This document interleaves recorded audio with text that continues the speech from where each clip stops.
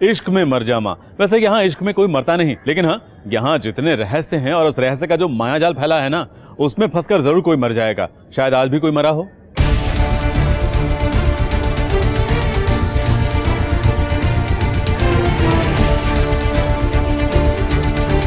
आरोही को अभिमन्यु पर शक होने लगा है। उसके इरादों पर सवाल उठने लगे हैं।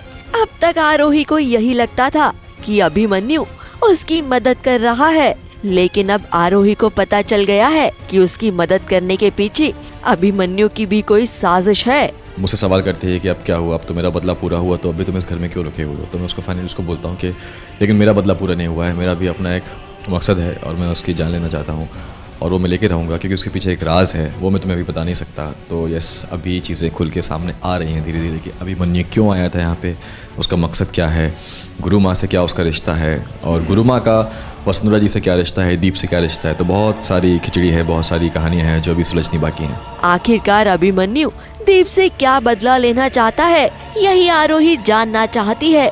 इसीलिए वो अभिमन्यु से इतने सवाल कर रही है। मुझे अपने सारे सवालों के जवाब चाहिए, अभी के अभी। तुम्हें जो समझना है समझ लो।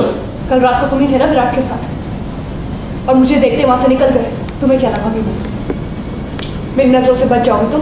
हाँ, निकल जाओगे वहां से, पर ऐसा कुछ हुआ नहीं। कब तक झूठ बोलोगे?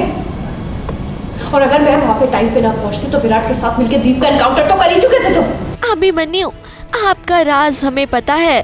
फ्यूचर में आप दीप के भाई के तौर पर नजर आएंगे, जो राज अब तक दीप और आपकी माँ ने छुपाया हुआ है, और इसी चीज का बदला आप दीप से लेना चाहते हैं। हाँ, को सडनली जैसे आप सबको पता है कि आरोही को बचाने के लिए मैं आया था वहाँ पे। आरोही मुझे जंगल में मिलती है, तो फिर वहाँ पे उसको कलरी कला सिखाई और उसके साथ मैं यहाँ पे आया।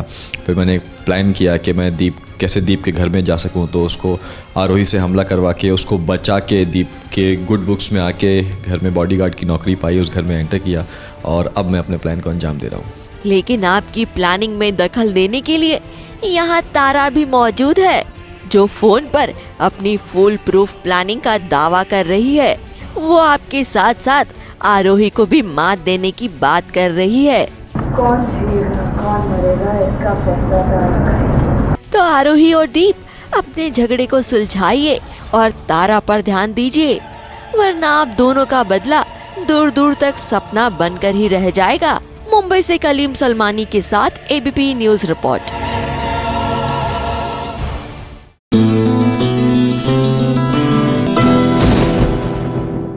ये है एबीपी न्यूज, आपको रखे आगे।